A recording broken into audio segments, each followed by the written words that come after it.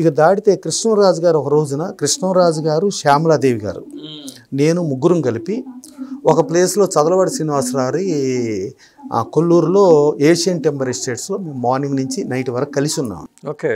కలిసి ఉన్నప్పుడు కృష్ణరాజు గారు కొన్ని చెప్పాడండి ఆయన పర్సనల్ అనుభవాలు.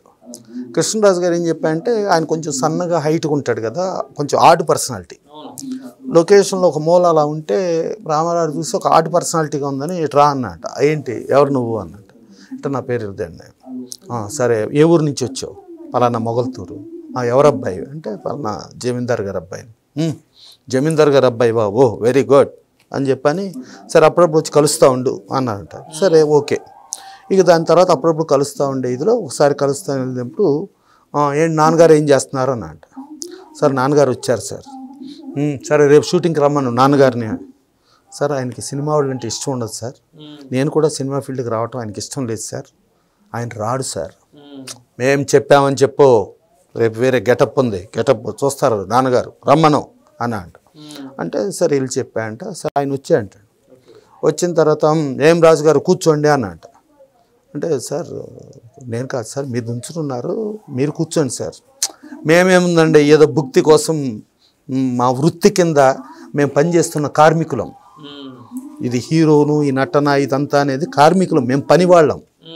యజమాని మాకు సినిమా తీసే నిర్మాత యజమాని, మేము భుక్తి కోసం పనిచేసేవాళ్ళం, భుక్తి కోసం ఆ వృత్తి ధర్మం మేము బతుకుతాం. మీరు పుట్టుకతో జమీందారులు, పుట్టుకతో రాజులు, మీరు గొప్పోళ్ళు అండి అని. లేదు సార్, నేను గొప్పోడినో లేకపోతే రాజునో జమీందారునో అనుకుంటే నా మొగల్తూరు మ్యాక్సిమం తెలిస్తే నా జిల్లా వరకు సార్, మీరు ప్రపంచానికే దేవుడు సార్, ప్రపంచానికే మీరు చాలా గొప్పడు సార్ అంటే కాదు నువ్వు అట్లాంటి మాట్లాడద్దు అంటే సార్ అప్పుడు ఇద్దరు ఒక అండర్స్టాండింగ్కి వచ్చి ఇద్దరు ఒకటేసారి కూర్చుందాం అనుకుని ఇద్దరు ఒకటేసారి కూర్చున్న తర్వాత బసవతారం గారు చేసిన వేరుసిన పప్పులు ఆ రోజుల్లో మన హార్లిక్స్ బూస్ట్ లాగా ఉండి ఆయన్ని ఫ్లాస్లో అవన్నీ ఆయన వడ్డించి ఆయన పెట్టడం ఆయన తినటం ఇది చూసిన తర్వాత కృష్ణరాజు గారి తండ్రికి అప్పుడు సినిమా వాళ్ళు అంటే ఒక రెస్పెక్ట్ ఏర్పడిందంట. ఓకే.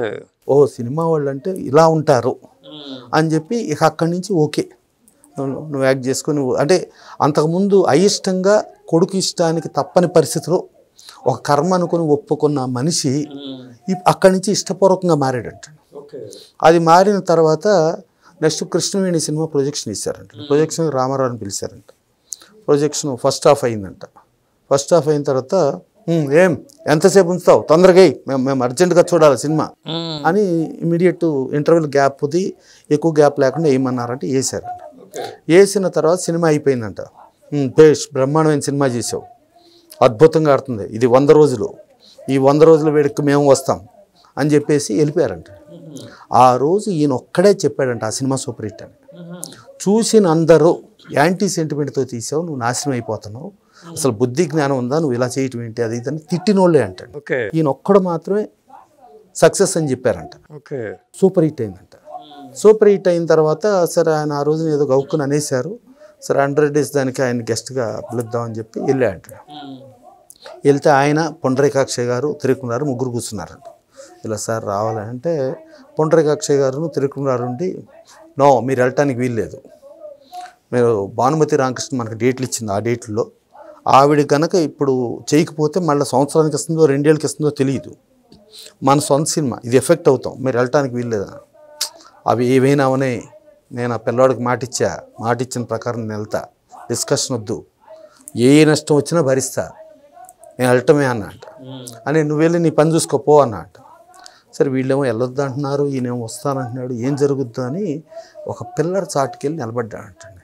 వెనక మళ్ళీ దాక్కున్నట్టుగా కనపడకుండా నిలబడితే మళ్ళీ ఈయన వెళ్ళిపోయాడు అని అనుకుని మళ్ళీ డిస్కషన్ మొదలెట్టారంట తిరుక్కులారును పొండరీకాక్షయ్య గారు.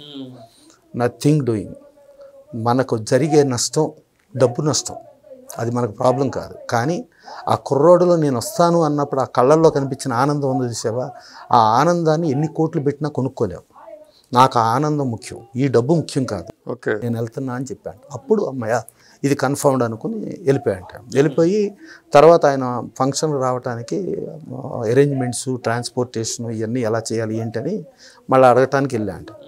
ఏంటి పిల్లాడివి నువ్వు పెట్టేదండి ఖర్చు, నువ్వేం పెడతానికి వెళ్ళలేదు, నేను వస్తున్నా అంతే అని చెప్పి వచ్చా అంటాడు.